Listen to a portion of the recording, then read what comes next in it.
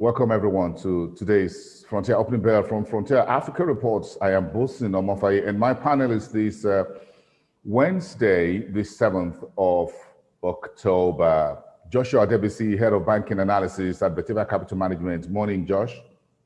Morning, Bosin. Great to have you back on the show. And Akintunde Sulaiman from Greenwich Trust Limited, of course, Greenwich Merchant Bank, to be more precise. It's a financial services group now with banking, stockbroking, and everything financial services on the same umbrella. Thank you, Akintunde, for coming. Thank you, Robertson. Good morning, gentlemen. Thank you so much. Let's check in through. I'm sure we all going to talk about Nigeria's stock markets. Nearly 5% growth yesterday, a very big jump, the first in many years. The Egyptian market north of the continent also grew 1.26%. The two big movers on the African continent, the GSE softened yesterday, same as the Kenyan market and the Ivorian BRVM as well, 0.41%.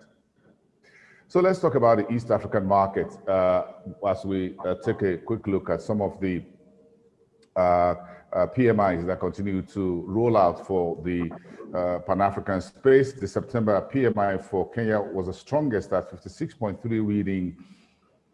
Kenya Treasury bills auction underbought for 8 straight weeks. Looks like investors fatigues coming through for this East African market.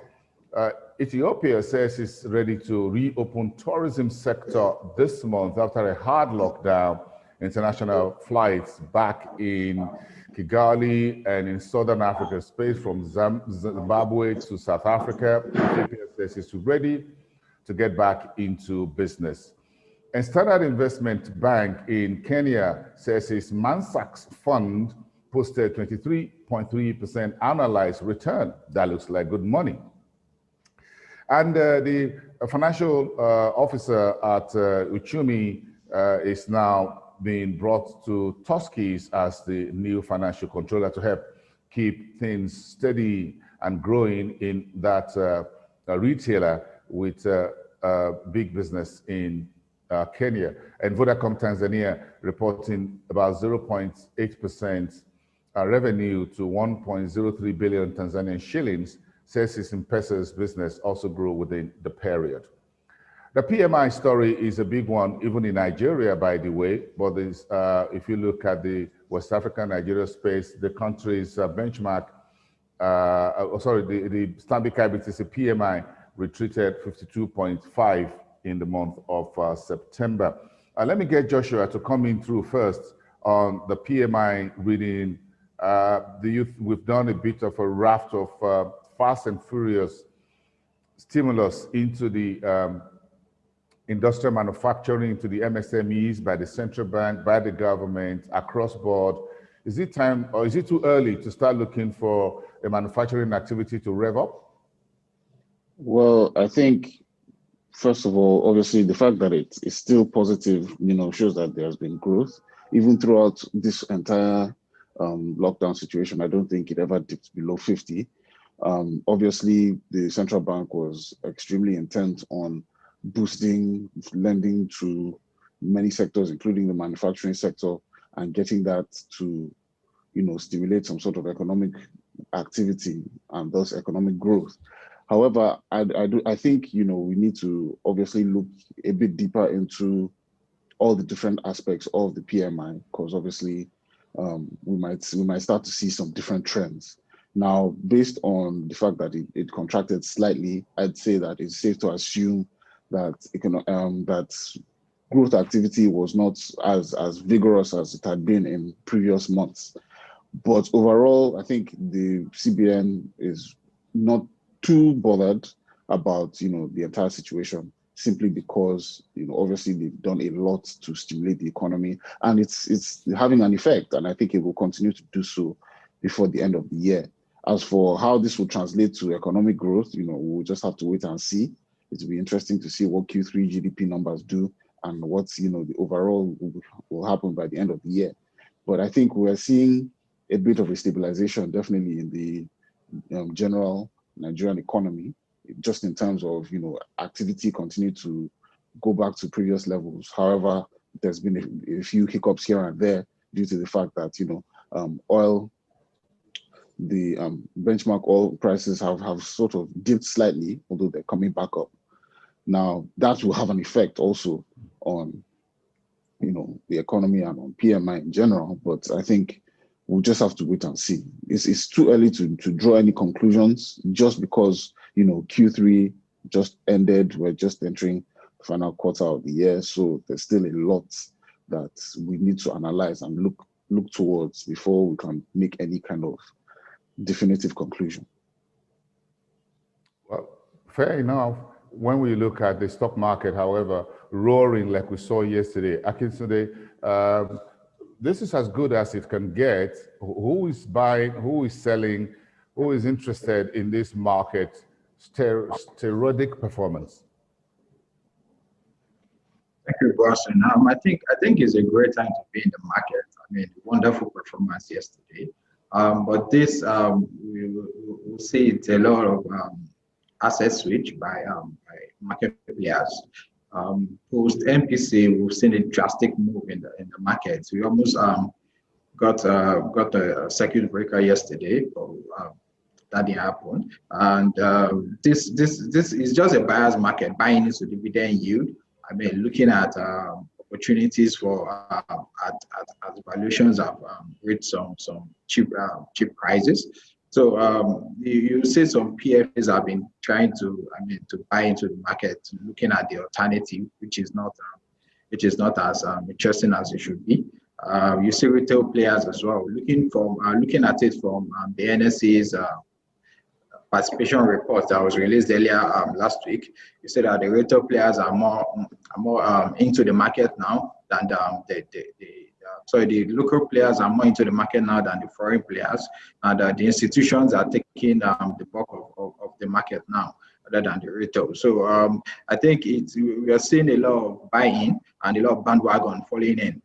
So we're seeing PFAs going in, and the sentiment is positive. So you just see a lot of retail guys just buying into the movement.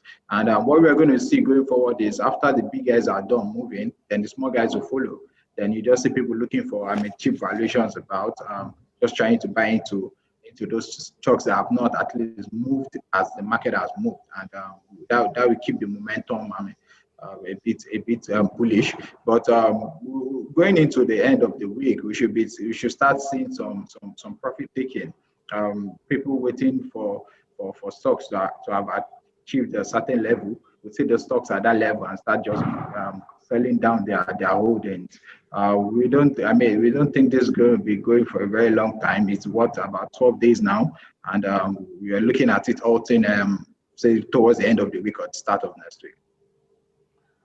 Thank you, Akintunde. I'm sure Josh is just coming back from a very short holiday, but I'm sure you had your eyes on the banking sector, not with the volume, triple-digit volumes that we saw from GT Bank, from Sterling Bank, from Zenith Bank as well. So Joshua, this is your forte in terms of the banking sector. This level of activities within the Nigeria's banking space, does it speak to the earnings that we saw from the banks in second quarter?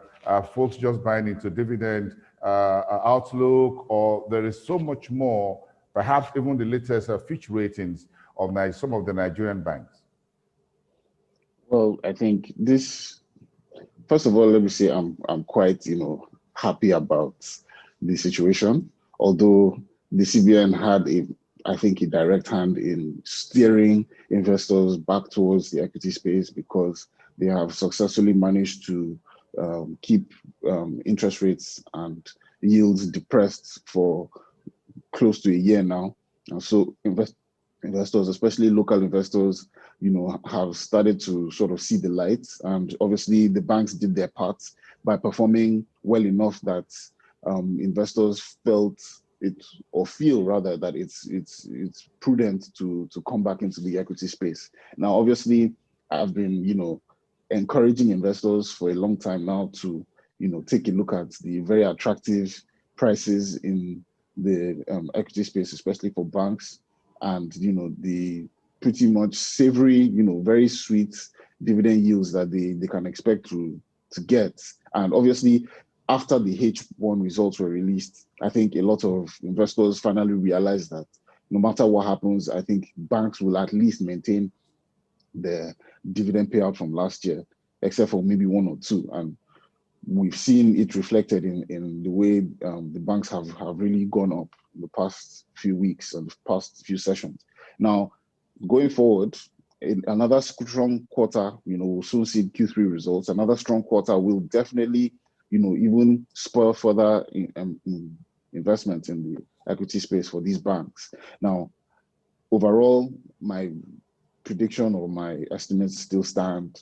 We still expect that these banks have, not only been able to really sidestep a lot of the issues that a lot of international banks, a lot of banks from the continent and, obviously in the West have suffered with writing off. Some banks have written off almost 100% of their loans in some sectors. So Nigeria, to a very large extent has avoided that. And so I think this is just a reward for, very smart banking and the fact that obviously we still expect very strong performances for the rest of the year in general. Yes, Akintunde, you're coming in from a merchant banking position. So what's your reading of this development within the bank? Of course, these are commercial banks reporting listed on the exchange, but of course, you can talk about the economy and interventions in financial intermediation without the merchant banks. Yeah, so we are seeing a lot of stimulus in the economy, and that is why you see IMF coming to say growth in 2021 is going to be partial and uneven, because across the economy and across the world, injection of funds and stimulus will determine to a very large extent the growth we see across economies. For Nigeria, the ESP will inject about 2.3 trillion into the economy, and that has been spread across different sectors. So it depends on how quick these funds are disbursed into those sectors that will see the growth and will see the impact across the economy and companies generally. We saw just last week or 2 weeks ago, the government released a plan for the MSMEs to facilitate some payroll payment on behalf of those companies for the schools specifically, and this would ease the difficulties that the COVID has brought upon the companies and the economy. So we're expecting more credit, and you see the CBN is trying to foster credit into the real sector. So the quicker these credits can get into the real sector, the quicker the stimulus can be released to the sectors, then we can see growth across the sector. I think it's positive for the banks. Is good as well. If just like Joshua said, if they're writing off and clearing up their bad loans already, then it creates opportunity for them to give out. I mean more loans, because their NPLs will be reduced, and it gives opportunities for other sectors to get some facilities for them to enhance growth across the economy. Thank you. Let's look at the Southern African markets. Let's harvest some of the stories around the Reuters story around emerging market currencies to weaken over the next 6 months. In Zambia, the new central bank governor has been asked to focus on stabilizing the country's currency, the kwacha, and get it more stable and healthier. That's the word, the assignment from President Edgar Lungu. Mozambique private sector PMI 46.5, a little bit healthier, but still below the threshold of 50.0 reading, which is the healthy point of indicator for manufacturing activity. Exxaro in South Africa is in coal mining and is selling 24.4% of his stake in Vendata Zinc to IDC. IDC is the International Development Corporation in South Africa, so DFI. That changes the story within Vendata Zinc and the IDC moving forward, but Exxaro is letting off that 24% interest. So let's talk a little bit, and then for the global credit rating for Namibia. When we talk about the emerging markets and frontier Africa's currencies, Joshua, what's your outlook? Well, I think, okay, so to a large extent, these other emerging markets, not really, concerning with us, the frontiers, they are, at a bit of a higher risk to currency fluctuations, mostly because of the fact that they are, they operate more loose monetary policy when it comes to your foreign exchange. So the expectation that it will weaken over the next 6 months would definitely be directly tied to their economic performances. And I think we've already seen some weakenings across these emerging markets. We've definitely seen a lot in the last 6 months. So I think this is more of a bearish outlook. It's just like saying more of the same to come in the next 6 months. But obviously, I think Reuters and all these other international bodies have less incentive to, take an optimistic view of emerging markets due to the fact that they fully believe that anytime the US sneezes, the rest of the emerging markets will catch a cold. But who knows? Every country is different and every situation is different. So I wouldn't directly say that it's going to be better or worse than the last 6 months. However, as long as there's an economic recovery across the globe, then I think there's a likelihood that the devaluation, or rather the depreciation of the currency, will not be as heavy as maybe some might expect. But to be fairly honest, the fact that they operate, very open, free markets, currency regimes means that obviously there will be fluctuations and the trend might be slightly, tilted downwards. So in terms of the US elections, Akintoye, do you think this is one big elephant in the room for currencies and for markets moving into November? Yeah, especially for Nigeria, the petro currency is the US, is the United States dollar. So for Nigeria specifically, this has a big stake on what's happening with the greenback, and it impacts the whole market. And already we are seeing some sort of stability in that whole market.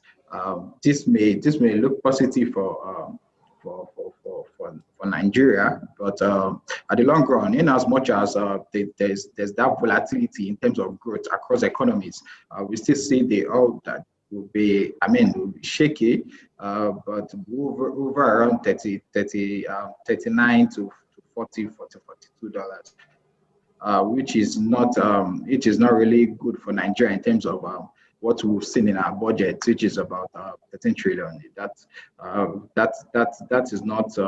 That's not going to be sorted. 12 trillion, rather. That's not going to be solid for Nigeria. And U.S. election, I anticipate that it can swing either ways. It can swing either ways, and we hope that whichever the outcome is, Nigeria is in a favorable place. Let's hope for the best. I'm sure, Joshua, some folks can't wait to get the U.S. elections done and deal with so that the world can move on. Yes, absolutely. I think, unfortunately for us, the U.S. is the most prominent economy in the world, and whatever happens there has a direct effect on most, if not all, other countries and how economic activity flows. This particular election is very important due to, of course, the circumstances that we are in, and it will shape the type of recovery we will likely see in 2021 and going forward. I hope for a peaceful resolution and for less uncertainty, because the truth is, the more uncertainty there is in the market, the lower oil prices will be for the foreseeable future, at least for the rest of the year. It would be better if there's a clear indication of who wins the election and the peaceful transition, if there is a transition. And whatever happens, the outcome should provide investors with a little bit more certainty, which would hopefully encourage them to start looking outside of the US and looking back towards our markets and trying to, come back and invest and get things started in that way, because obviously that would be very beneficial for us. So that's really what we are hoping for and what, we have to pray happens. Thank you, Joshua. On a final note, we're checking with the North African space. Again, the PMI is still the same story that we're looking at. Morocco's Egypt, strong economic recovery takes the PMI to 50.4. That's a healthy one there for the biggest economy north of the continent. Cleopatra Group reporting 15% year-on-year rise in revenue. Bank Mercer of Egypt says it's done 500 million Egyptian pounds deal with MSMEDA. And in Morocco, the Bureau of Statistics has released economic outlook for the third quarter. We just finished 8.7%, and there'll be another dip of 5.5% contraction in Q4, and then that'll be it for the year. Kuwaiti's Alagan is looking at massive real estate projects in Morocco. Details of that will be coming through in the days ahead. So, gentlemen, Akintunde and Joshua, I'm sure everyone will be on the lookout for tomorrow's budget 2021 presentation by President Buhari. Give me 30 seconds of your thoughts, Joshua, on 2021 budget until we hear from Mr. President. Well, I think at the moment, obviously, things didn't go as planned in 2020. It definitely revised down our expectations for revenue and for capital expenditure. Although I would definitely say that a lot more has been done in terms of capital expenditure this year than was done in 2019, which bodes well for 2021, because the expectation is that the economy will hopefully be more stable, barring another unforeseen, problem, let's say. So hopefully that would give us a more stable base with which to work, and then we would see more capital expenditure. And the reason why this is important is because capital expenditure in a country like ours drives a lot of economic growth and, job creation and business activity. So I think this is what we are going to be looking out for. Although, of course, we know that the oil benchmark is going to be lower, revenue benchmarks are going to be lower. We'll probably hear or see indications from based on what they plan in terms of the deficits. We'll probably, expect them to maybe raise 1 or 2 Euro bonds next year, which they weren't able to do this year, obviously. So obviously there's a lot that we would be looking towards, but the economy, the federal government, everybody will be expecting a more positive outcome, which will color how they're going to present 2021 budget. But we will still definitely expect to see a lot of capital expenditure and, a lot of stimulus and a lot of borrowing. That's what I expect. Thank you. Akintunde, what's your take? 30 seconds. So for the 13 trillion budget, I think the revenue, it's quite optimistic if you ask me. Actually, from the production end, or production end, currently we're producing about 1.2, 1.3 billion barrels per day, and because of the OPEC quota and our production at the early stage of the current agreement with OPEC Plus, so having a benchmark of 1.86 million per day, I think is highly optimistic. Price-wise, the benchmark $40 I think is fair, considering the growth will be seen in 2021. So we expect that the demand will increase in 2021. So $40 per barrel is fine. On the other hand, the non-oil revenue as well, I think is a little bit optimistic as well, because the general economy will determine how much revenue you can get from taxes and the likes. And if companies are not performing at optimal levels due to recovery from just the current pandemic we're having, I think you've estimated the revenue you'll be getting from non-oil sources, and this would highly lead to a deficit, a huge deficit, bigger than what we've currently even and what is currently documented at this time.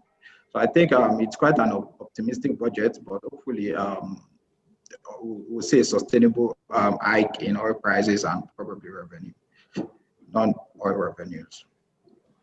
Okay, thank you, gentlemen. We'll hear from Mr. President tomorrow. Hopefully, the date will be kept with the National Assembly to do the budget presentation to the Parliament. Then we'll have time on Friday to hear more. As they say, the devil is always in the details. Let's keep it on that note for today. Thank you so much on Frontier Africa Reports. This is the opening bell for this Wednesday. Joshua Debisi from Vectiva Capital. Thank you very much. Do have a great day. And Akitide Suleiman from Greenwich Merchant Bank. Thank you, both of you. We appreciate your time.